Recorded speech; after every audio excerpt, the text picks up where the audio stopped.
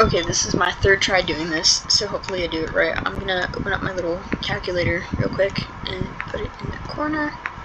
Okay. So I have, for this hypothetical situation, that Mitch would be working $14 an hour for 30 hours a week. So we'd want to do $14 times 30 hours, then that would get you $420, which I have in the total. We're just doing that as an example for the total amount that you're making weekly. Hi, Mavis. And then to figure out what you would be making monthly, the best way to do this is to multiply it by 52 weeks, and then you get your yearly amount, which is $21,840, which I already put in the yearly column of the total. And then you want to divide it by 12 months a year, and you get 1,820, and that would be the monthly amount that you would be making, working $14 an hour and 30 hours a week. So I looked up some averages to go by this. It's not going to be completely correct, but it is the average. So for rent, we're going to say that the average amount of rent we would be needing is $600. For grocery, I'd say it's about $150 to $200, but I'll go low with the $150.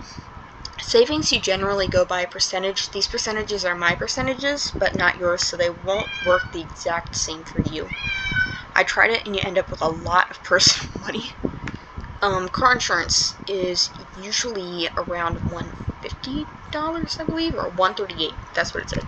I have to go off what I have here. And car gas, they say, is usually, that's the one that's $150 to $200, but I'm going to go high by saying it's $200.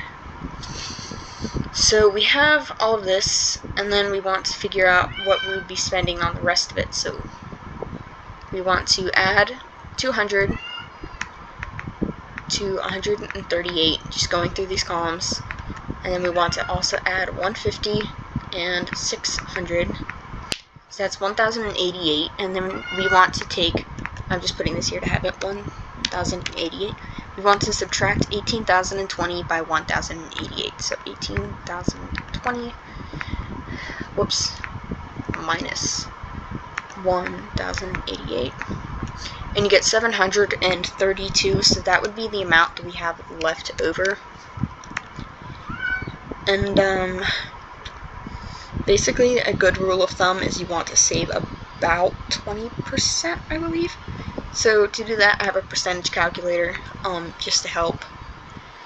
So you want to find out 20% of 732. Calculate that, and it is 146.4, but I do like to round everything up, so I'm going to say that it is 147. So we want to subtract 147, and it would be $585, so that would be what you have left for yourself personally. But you need to keep in mind that I didn't add a bunch of other things that we're going to need to have, such as like utilities, like the water bill, a phone bill, if we have any streaming services like Netflix, Spotify, anything that you're paying for, any credit cards.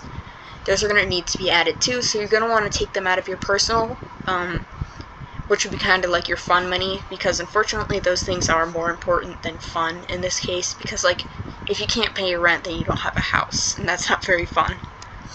But, so we found all this out, and you don't have to do this, but I find that it helps to make a percentage, so then you know that if you get a slightly different paycheck, like say you can only work like 29 hours, you can use the percentage to get like, you know, an average-ish amount, you know, to be saving each week or month, or however you want to do it. So to get a percentage, you would want to take your total and go back to the percentage calculator, because you can do this on a normal calculator, but I figured that it would be easier for you. So you want to go down to the second one, and you want to put your total, your total that you're making here, so 1,820. And then you want to, let's say we're doing the rent, so we're going to do $600. So here it says $600 is 32.9% of 1,820. So you'd actually want to say, I like to round it up, so you would say that it is 33%. And that's actually the ideal amount that renters would want you to have. It's called the 3 times gross income. So they want you to be making 3 times what your rent would be. So split between the 3 of us, we'd want to have, if it's $600, we'd want at least $1,800. So this means it's perfect, it's ideal. And then you just keep doing it for all of these things, taking it from your total. So you don't even have to delete your total over here. You can keep it. But let's say we want to find out groceries. So groceries is $150. And so that would be 8.2, but I round it up always with this kind of stuff because it doesn't hurt. So let's say 8.3. So the groceries would be 8.3% of the total that you're making monthly, weekly, or yearly, but the percents work for everything. But then let's say that you want to know how much you're going to need to save and budget per week. The easiest way to find this is to take your amount here and then multiply it by the percent that you have. So that's why I do the percent second. So you'd be making $420 a week, and you'd want to get 33% of that. So I'm going to go to the calculator percent, and you want 33% of 420.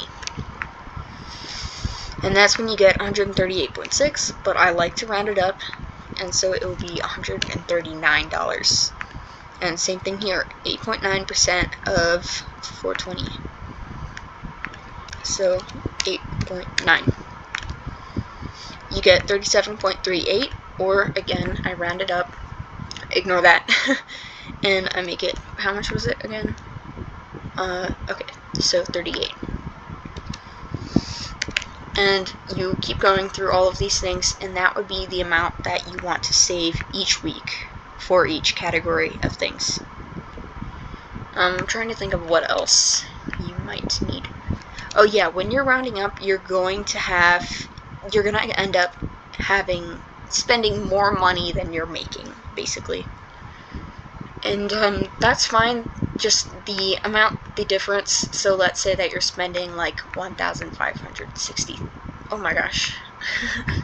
Let's say you are spending, okay, I'll take it out of here. So you're spending $1,826, but you only have 1,820. So you take those $6 out of your personal, so it would be $579. This wasn't super organized, and I can always show you in person. It's a lot easier in person. But this is just some of like the basic math that you do, because a lot of it really is just algebra.